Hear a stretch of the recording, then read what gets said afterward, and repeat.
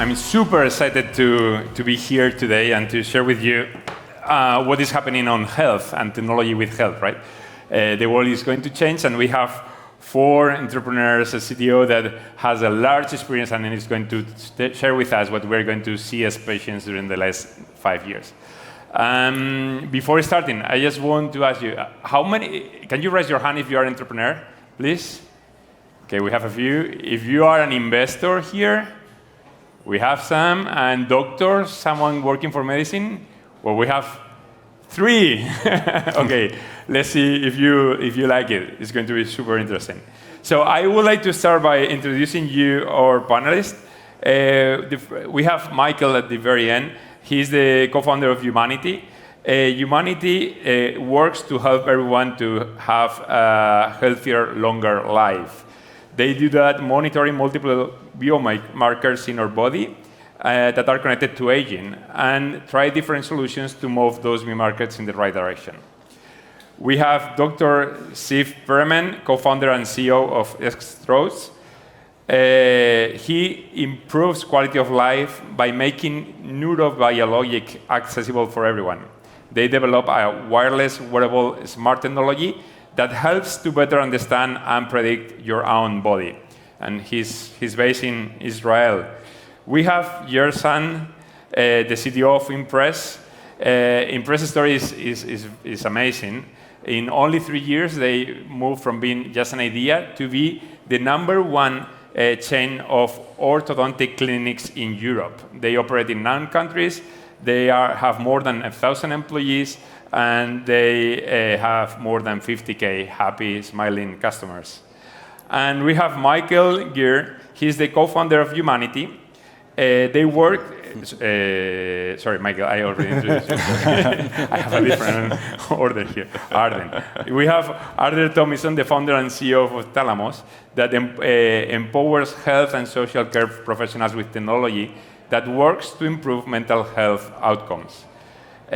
Doctors accelerate the access of patients to mental health treatments, in some cases from 15 days to just a few hours. And with this, I would like to start with the first questions. And we keep reading in the newspapers, especially with AI, with prevention, that health is going to change a lot with technology. The relationship between patients and doctors is going to change dramatically in the next 5 years. I would love to hear just your thoughts on what is going to happen and what will we see in the next 5 years. And maybe we're going to start with Michael. Sure. Yeah, I think, part of it is, I think COVID helped us understand what needs to happen in the doctor's office and what can actually be done remotely. So that was helpful. I think what AI has kind of shown us, and any of us that have played with ChatGPT, with the LLMs, is that it becomes quite magical at a certain point if you feed it enough data. And I think the biggest thing that we're looking at with Humanity is, well, one, can we change behavior once that prediction is made and we present it to the user? But the other one is, can we actually open up more of that health data in a privacy-preserving way? So you keep the data completely private, but you actually can train models on it. And I think that's where we're moving towards, and away from the anonymization and send your data off somewhere and you never see it again. And so I think that's what we're going to see over the next few years, is as more and more people understand the prediction power, they're going to understand that they want it, and the demand will come from the patients, the customers, whatever you want to call them. Yeah, Arden, I don't know if you have, mental health is also a very hot topic, right? And it seems that it's going to change a lot. Do you have a view on that? Yeah, I think the potential if we're talking about AI, the potential for AI and mental health is huge, because it's such a complex group of illnesses, in the same way we have groups of physical illnesses. But I think there's 2 conflicting challenges really that we have in unlocking that potential, that I think the health system has to get to grips with over the next 5 years. And one of those is AI doesn't work on paper notes. And a lot of, certainly in the NHS in the UK, we're still using paper notes. So we need to rapidly accelerate the uptake of digital tools that clinicians have in order for us to be able to start working with these models and doing everything else. And the other is regulation. I anticipate, particularly in health, there will be a knee-jerk reaction to regulation of AI products. They've not yet, with clinical safety, caught up with things like we do with workflow tools. They still an agile software development. Clinical safety is still all based around you build a thing, it gets approved as being safe, and you never change it. And if you do change it, you have to go through it all again. And so those two things aren't yet fit for purpose, and I think that's where the systems really need to focus in the next few years. That's also a hot talent when you talk about health, right? Health is extremely regulated, so you need to be aligned with the governments, and that's very challenging, right? You need to change the behavior of the doctors, but you also need to change the way governments look at health, right? We will talk about that in a few questions. I will also love to hear from you, Siv, about prevention, right? I'm very impressed. I mean, the fact that we will be able to understand our body without going to the hospital just because we use some wearables, and you're working on that on your own company. I mean, if you can share your thoughts on the role of prevention in the future for us as patients and what we can expect in the next 5 years, it will be super interesting. So I think that we'll see change with AI in three main aspects. One is the fact that the knowledge moved from the physician for all of us. It started with Dr. Google, but with AI, I think it will be much wider. So this is, I think, one change that we'll see. The second change that we will see, according to my understanding, will be the fact that the shift will move from clinic and hospital into our home. We'll start to get treated and deal with our chronic disease at home. So this will be the second one. And the third one is like what you referred, is the fact that we will expand the boundaries of health from health to preventive care, and it will be almost similar or closer to wellness. And I think because we will have such a better tools to understand patterns and to better understand our physiology and our body, we will be able to find early markers for disorders or all kind of anomaly in our body earlier than before. And the field of preventive care become larger and larger because we all prefer to be healthy before we get a disorder than to treat disorders when we already have it. So I think these important tools that give us the ability to notify this pattern will be widely spread, and we'll see increase of this preventive care. How long do you think that when is that going to happen? I mean, will we, like in 2-3 years, we will all start to measure things at home, or what are your expectations? I think with what we see nowadays, with all this GPT and BARD and all other AI tools that are available today, it will be faster than the period that you mentioned. I believe that we already start to see it, and we'll see definitely until the next of the year. Wow. But the question will be regulation. And here we will have some kind of imbalance because it will be available and people will use it. The question is whether the health system will support it as well. So I see it will be available. We will have this knowledge, but we'll need to see when the health system will be able and ready to acknowledge and use it. Yeah, Yertan, I think. I can also add that prevention is crucial, and since it enables the patient to have less, let's say, less expensive, more predictable, less painful treatment. And for example, at Impress, we are going to release and launch a so-called disease detector within our app. It's a tool built on top of computer vision that's capable of identifying different dental diseases, like caries, different problems with gums, and we're going to launch it, and make it open, free of charge for everyone. So, and we want to provide the easy way to check the current status of health. So I believe that such things, future is near. So a lot of other machines, models are almost ready to launch as our ones. Yes, Dr. Siv, you already mentioned that one of the things that need to change is how the relationship between doctors and the new technology, right? I mean, doctors, they study for many years, they have been working for many years, they have their reputation, they know how to do things, they are very good. But now with technology, somehow they need to adapt the way they do things, right? Or if they use new tools, probably their work will be better or faster or easier. Did you see any countries or places, or how can we do that? I mean, is there a place where they have been successful on this mindset change? I mean, I know that in the case of the orthodontic clinics, I mean, you start from scratch, you bring the doctors, and they know that they will use AI. So I guess that's easier. But when you go to a hospital where they have been operating for many, many years, and they have to change the way they operate, I see that as really challenging. I mean, do you have thoughts on that or any? Yeah. So I think there are several. It's a great question. I think there are several aspects to the how fast the physician will adopt this kind of technology. The first one, and everybody talks about it, is trust. We need to build trust, and it couldn't be a fully black box. It should be with some transparency about the process and the element within the process. So I think trust is a very important step that we need to have. The second one is time. Physicians all over the world are super busy, and we need to find something that saves them time and they don't need to spend too much time for training and to understand it. So if we can make it easier and faster for them, it will be easier to adopt it. And the third one is all the hurdle of the health system. We need to make sure that we have like the full support of reimbursement of the hospital, of the clinic, in order to make it actually available. So I think it will take time, but if we build the trust, it will be stronger for all the other aspects. Yep. Michael, yeah. I just wanted to maybe double down on what Ziv had said earlier, is because I think a lot of times on these panels we end up talking in the future tense, because there is a lot to come. But there is, as Ziv was saying, like there is stuff that's live now. I mean, humanity's live now. It's actually making people healthier. You know, the guys on the panel, their stuff is going to be live soon.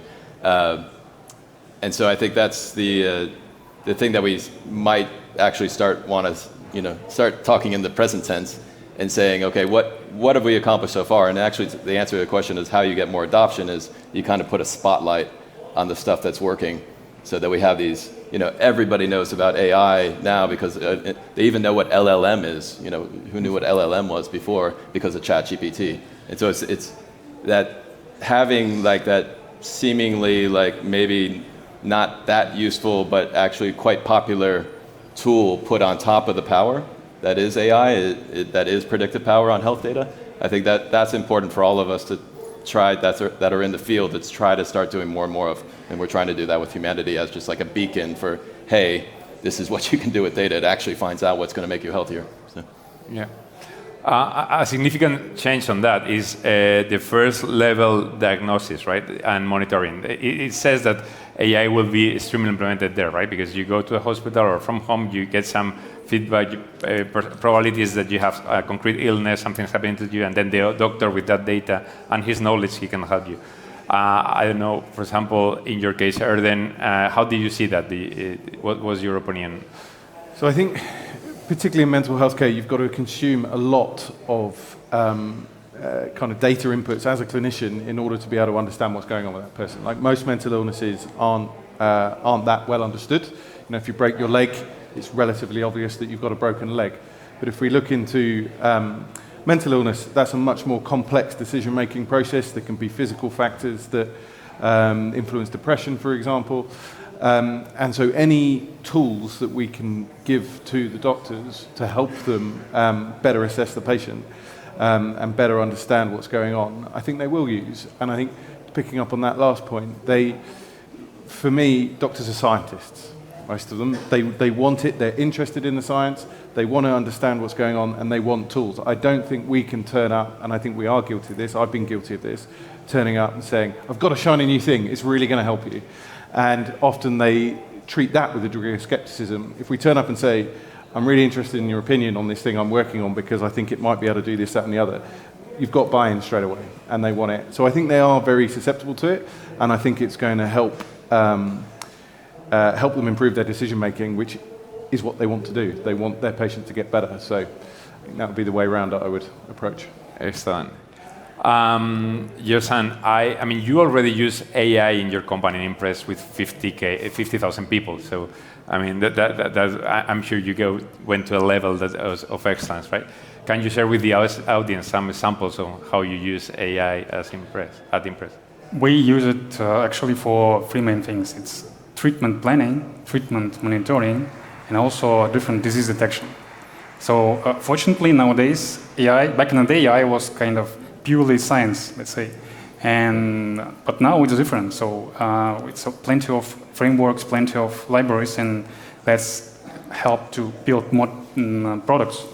And at Impress, you just mentioned that probably for us it's easier to adopt new tools, but actually the same people from the market. So we need to train them, we need to explain, educate, etc. So key here is to have the data, then ability to work with data with libraries, and then produce some products. So I see that it's supposed to be more and more AI solutions, since AI just showed a lot of amazing results with medical image recognition and interpretation. So a lot of companies already use it, as well as us. We also use it. Excellent. Yeah, and there are also areas where AI will not be able to help, right? There are things on health that doesn't matter what happens, AI will never be able to do, right? Do you have a point on that, Dr. Siv? I think several months or a year ago, if you would ask me, I would say plenty of areas that it will be hard for AI to get into. Mental health, for example, all kind of human-to-human interaction. But I can tell you that I think almost in each one of these areas, I already see solution with AI. I met a great company that made great interaction, psychology interaction, psychiatry interaction, patient monitoring, and give them also the emotional support. So it seems that in each area that we thought several months ago that it will be impossible to bring AI there, we find solution. Mm-hmm. So I think that, and we connect it with the robotics arm and all the robotic activity and all the new sensors, that it seems that plenty of areas are already covered with AI.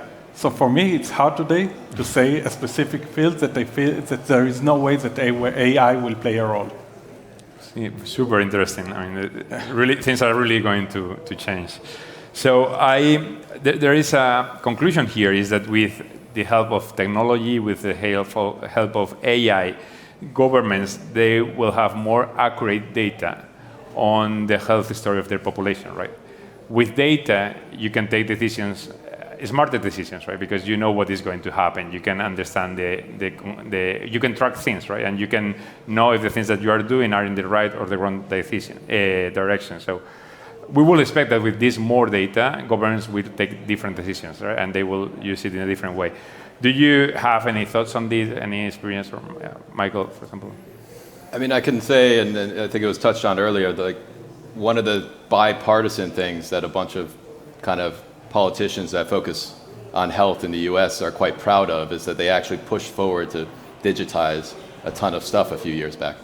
And that process isn't fully complete, but it's actually night and day where it was, like 15 years ago. And so I think one of the things is, like you were saying, like we actually just need to digitize this stuff so that AI can work on it. The other thing that we're looking at is, can we actually create, say, like synthetic data from the real data, keep the real data where it is, create the synthetic data? My chief scientist and 5 other people will be like, no, we want the spreadsheet, but actually when you start working with it, you see signal in both. It's just a process, right? And so I think we're moving towards that world where there will be 1 country, then 2 countries, and 3 countries with national healthcare services that say, hey, we decided to actually keep all the data exactly where it is, but we created the synthetic data set. This is open to everybody because it's a public good. Your taxpayer dollars paid for it. Here you go. And I think a few people doing that will start making some of the countries look not so good that they're not doing it. So that will change everything, right? Because if not only the governments, but also the entrepreneurs they have, and the big companies, they have access to the data, like aggregated data. Mm-hmm. The way they can impact society, it accelerates. I mean, we'll see the same thing that we saw with the internet. I mean, Tim Berners-Lee, a few of you have heard him talk over the years. I had the honor to hang out with him, a couple times. We were fighting for net neutrality in a past life. And when he explains what was so great about the World Wide Web, which is the thing that he invented, is that it actually allowed everybody to interact with it. So imagine an open data set, synthetic data set, that everybody that has an idea and some machine learning skills or even like some prompting skills nowadays could actually interact with it. The impact will be massive. And at the same time, that educates AI, right? So it's more accurate because more data makes more smarter decisions, right? Yeah. Michael, you also have experience on this topic, yeah? Well, Arden, sorry. That's all right. On a population level, I think that's actually where data can have a huge societal impact, right? So if we're looking at AI for individual patients and for individual conditions, that's going to make individual people and individual conditions more survivable. But if we look at it on a population level, governments are going to be able to start making better decisions about how they support their communities. You've got relatively simple stuff, which people already kind of know, like hospitals are really expensive. It's better to be able to look after people outside of hospitals, and therefore you can have a more efficient, better invested healthcare system. But you can also start to pick up marginalised communities, health inequalities. You can start to understand where your areas of social deprivation and your poorer health outcomes are, and look at targeted strategies to support those communities. And then most importantly, monitor whether they're working or not. We've had strategies for disadvantaged groups for years, and then you go, how did that work? They've no idea. Because it takes a long time, they can't see any markers, they can't see whether actually that investment was worthwhile. And I think on a population level, I think that's going to be really impactful. And to Michael's point, I think there's a real opportunity for smaller countries to really get ahead of this curve and say we've got a slightly manageable population. Like I would love to do this in the NHS in the UK, but it terrifies me the prospect of getting them to do it. First Montenegro, then the UK. Exactly, right? In theory, we've got a National Health Service, so we should be able to do it. But I think, you've got to look at the smaller, forward-thinking countries that are willing to kind of make that leap, and then I think the rest of the world will have to catch up pretty quickly.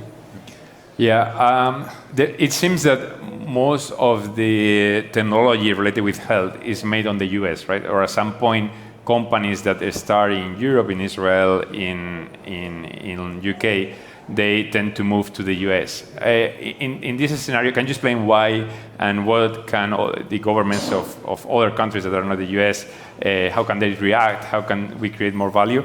And related with that, especially for Europe, what do you think that different governments can do to break the barriers that we have on different legislation from one country to the other? Yeah. I could say one short point on that, because coming from the US, watching, sorry SEC, but they've basically gotten rid of the kind of crypto market in the US and it's not because of over-regulation, it's because of it's ambiguity. Mm-hmm. So when it's clear what the regulation is and it's clear how you can engage, actually it works pretty well. And actually the FDA in the US works decently well because of that, because they're more clear. And so I think access for startups to actually interact and understand, and for clarity of regulation, that's the biggest thing that we can hope for, I think, from governments, is to move quickly on that. Super. And consistent as much as they can. Set the rules and kind of stick with them, rather than, I'm worried on the AI side of a big knee-jerk reaction, so everyone will kind of build towards this new regulation, and then they'll go, oh, that didn't quite work. Like they need to set the minimum number of rules that they can, and stick to those, I think. Excellent. Complexity. This is the problem both in regulation, but also in reimbursement, in commercialization. In the US, it's quite strict, both the FDA needs and the reimbursement. In Europe, it's more complicated. You have plenty of countries, you have plenty of requirements, both regulatory and reimbursement, and it makes it harder. So I think simplicity, this is the key here. Yeah. I remember that one of you mentioned Montenegro as a country that is doing things properly. I don't know if it was you, Michael, or can you explain in just 1 minute what is happening there, like as an example, just to understand in a practical? Yeah, so a bunch of us were down there. We call it a pop-up city, which is a bunch of people hanging out in the same place for 2 months.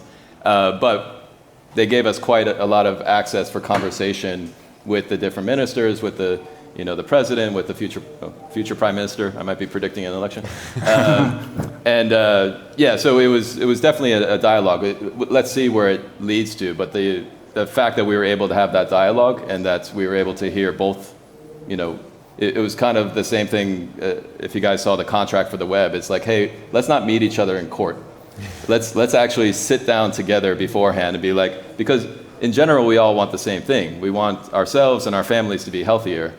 And so when we meet each other in court and we're like, hey, you have too much regulation and you're breaking the regulation, it's two groups that actually want the same thing. So meet beforehand and see how we can move forward better. So I think Montenegro, at least for that first part, was a good example that, hey, we're meeting now, let's see where we want to go.